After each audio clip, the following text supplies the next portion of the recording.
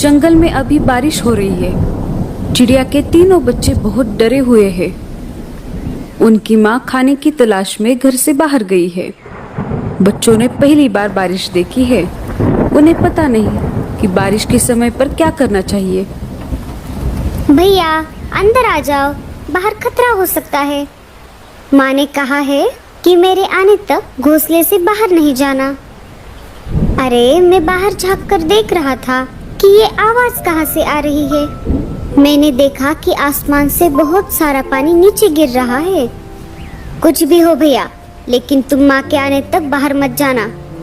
टीलू बाकी भाइयों से सबसे बड़ा और समझदार था। उस पर अपने छोटे भाइयों की देखरेख करने की जिम्मेदारी थी। अपनी माँ का इंतजार करने के सिवाय बच्चे कुछ और कर भी नहीं सकते थे। इधर लाडो चिड़िया बारिश से बचने के लिए पेड़ की डाली पर रुकी हुई थी। उसे भी अपने बच्चों की चिंता हो रही थी। मेरे बच्चे ठीक तो होंगे ना?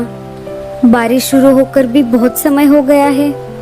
मुझे जल्द से जल्द अपने बच्चों के पास जाना होगा। वो बहुत डरे हुए होंगे।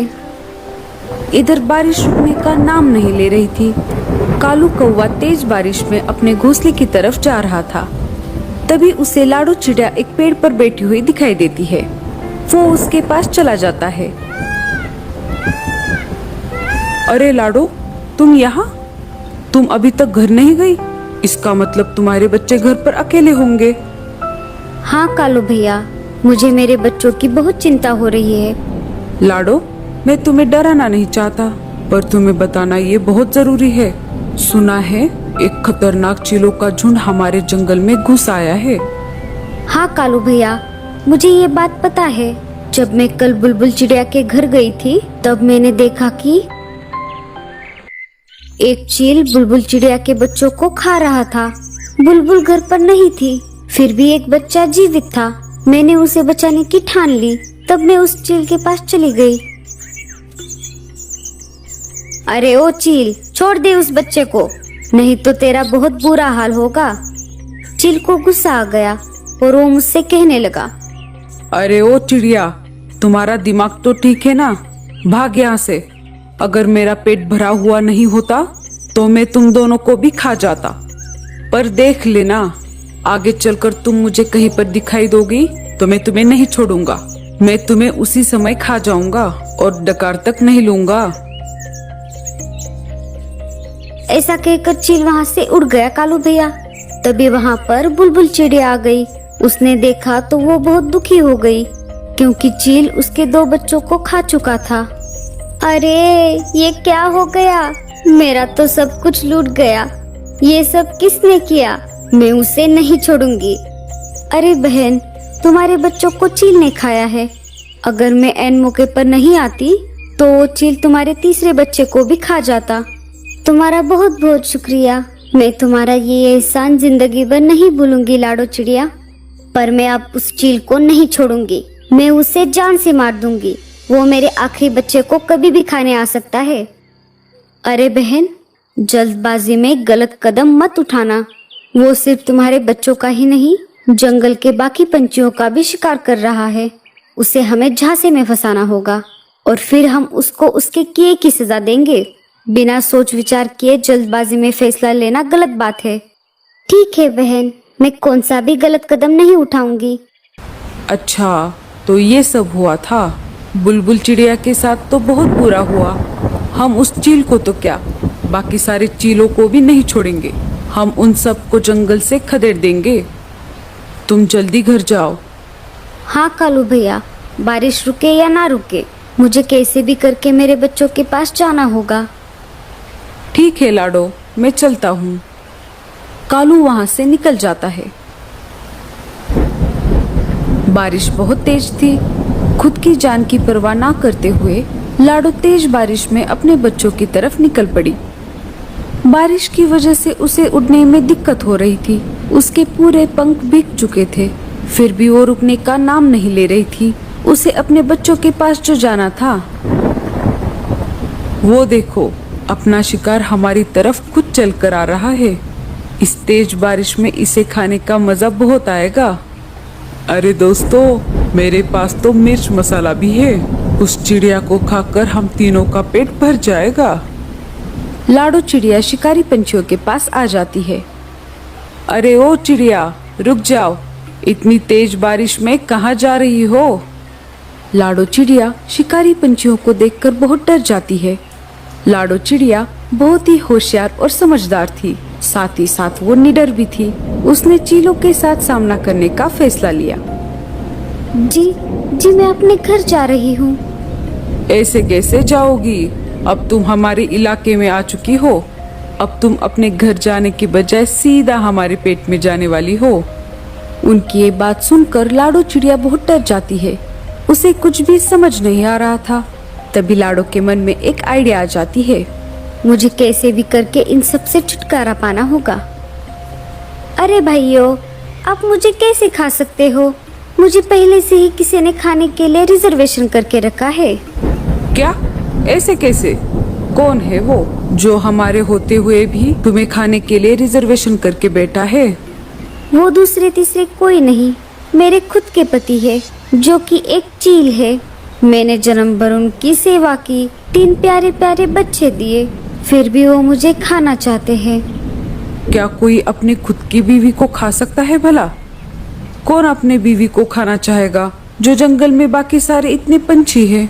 हाँ भैया, कोई नहीं चाहेगा, पर मेरा पति चाहता है। यही नहीं, उसने मेरे तीनों बच्चों को भी खा लिया है। अगर तुमने मुझे खा लिया तो वो तुम्हें नहीं छोड़ेंगे। मुझे खाने का हक सिर्फ उन्हीं का है। किसकी इतनी हिम्मत है जो हमसे टकराए?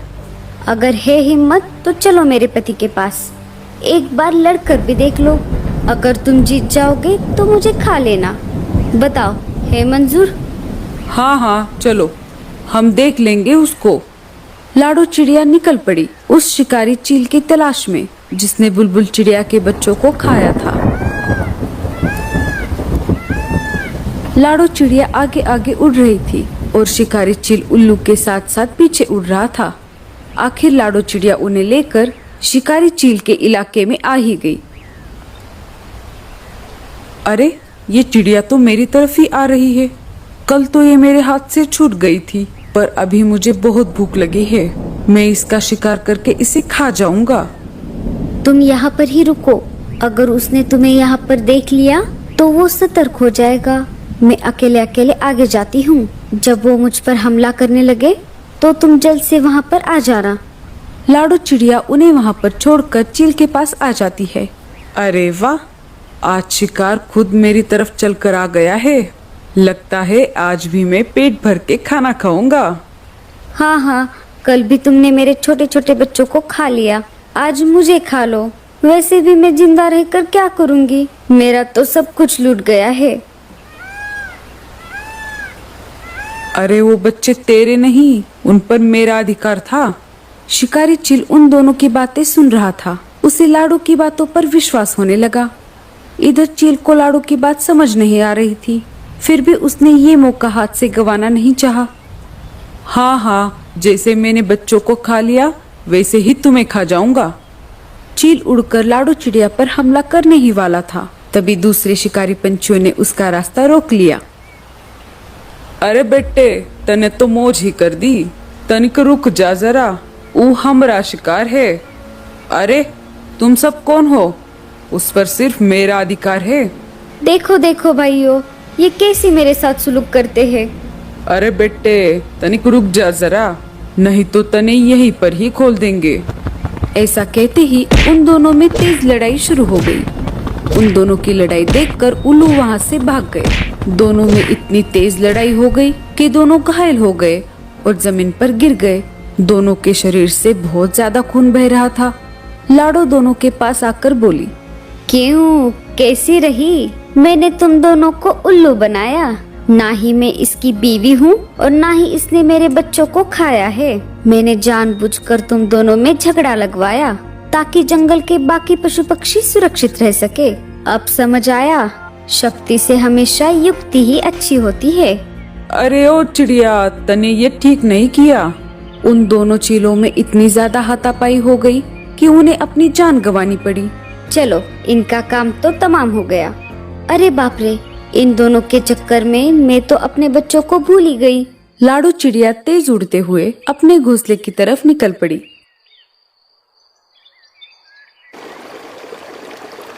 उसने देखा तो उसके घोंसले में पानी घुस गया था और उसके बच्चे भी कहीं पर दिखाई नहीं दे रहे थे। अरे नहीं, ये क्या हो गया? अरे बाप रे, मेरे बच्चे कहाँ पर गए? तभी वहाँ पर कालू कौवा आ जाता है। अरे लाडो, तुम रो मत, तुम्हारे बच्चे सही सलामत है। जब मैं मेरे घोंसले की तरफ जा रहा था तो मैंने देखा तो तुम्हारे घोंसले में पानी भर रहा था और बच्चे भी पानी में डूब रहे थे। मैं बच्चों को वहां से निकाल कर अपने घोंसले में लेकर आया। चलो, बच्चे कब से तुम्हारा इंतजार कर रहे हैं। लाडो कालू कौवे के घर पर आ जाती है। अपनी माँ को देखकर बच्चों ने उसे अपने गले से लगा लिया। माँ, तुम कहाँ थी इतनी देर? हमने तुम्हारा कितना इंतजार किया।